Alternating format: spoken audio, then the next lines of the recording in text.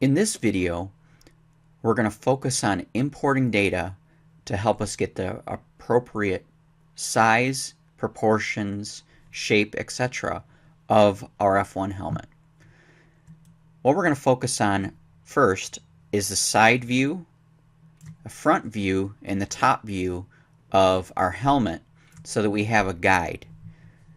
The next thing we'll look at is importing reference geometry like the scan of this driver's head so that we can see and match up to real proportions and use this for reference on clearances and size to make sure that the helmet's not too big and that it can also accommodate other things, maybe a drinking tube or a microphone has to be in here, etc.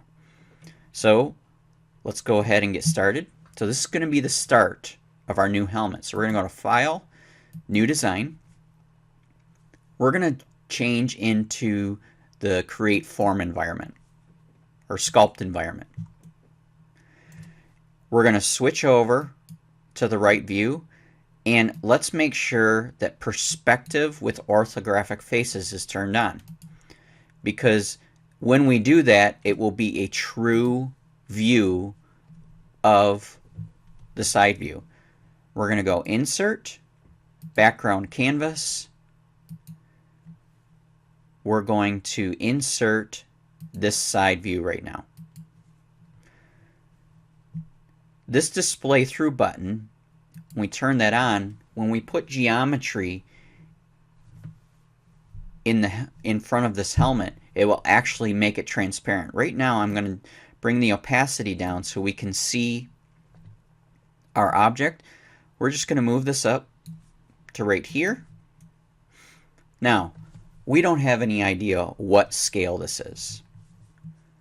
First of all, let's change our units to inches.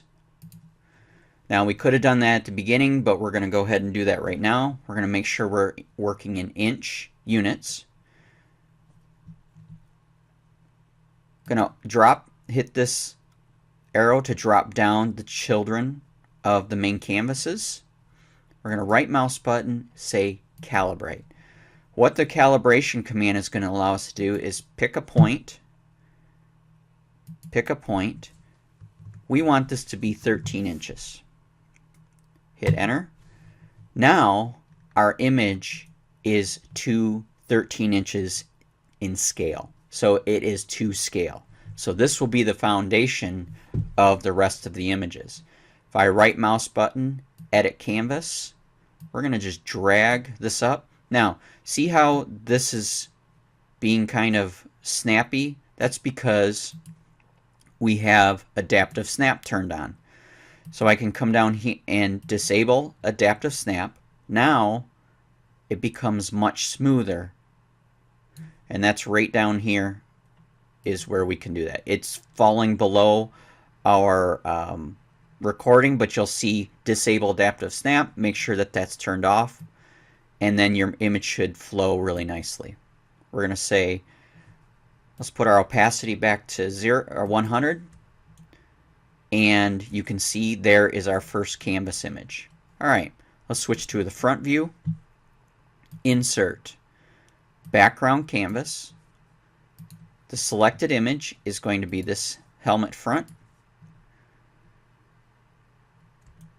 Rotate this around. Now we want, let's go back to front here. We want the center of this to be approximately right on the center. Just get it as close as you can. We're going to say OK. Now, in order to get the proper size, watch what we're going to do. We're going to take this helmet and edit the position of this. I'm going to move this right in the middle. And this is a nice little trick. Because we know this side view is the right size, we can come to the front view, edit that, and let's move that right on top of this. As we can see, it's a little bit larger than we want. So I got an approximate size. So now we're close.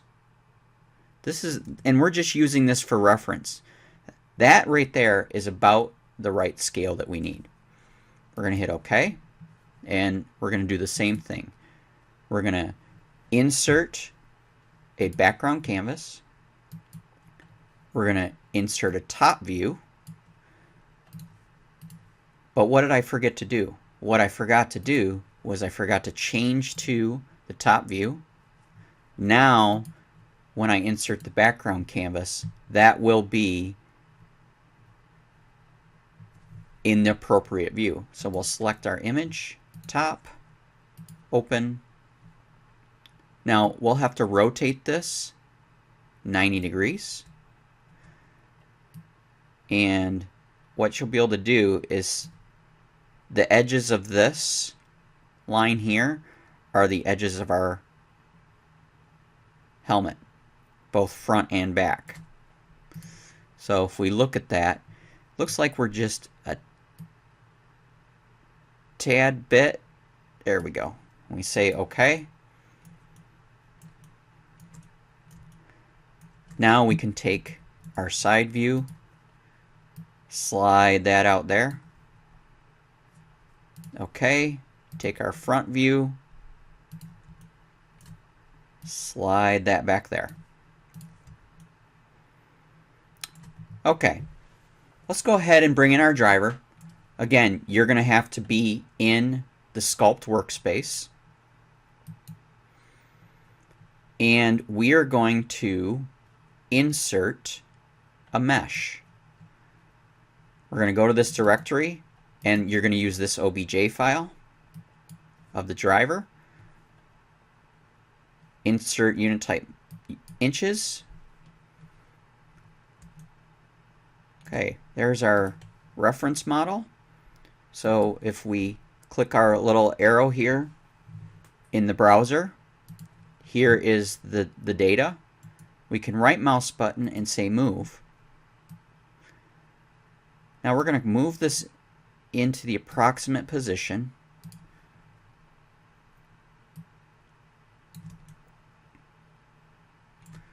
As you can see, his nose is going to be just a little bit below here, but he has good eyesight. Actually, let's tip that up just a tad bit. So he has good view right outside of his helmet. And we're going to hit OK.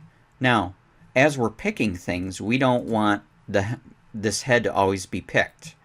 So we can say selectable, unselectable. So this will make this unselectable. The same with our background images. We want to make sure that as we're modeling, we can't select those. In the next video, we're going to start modeling the helmet using sculpted primitive objects.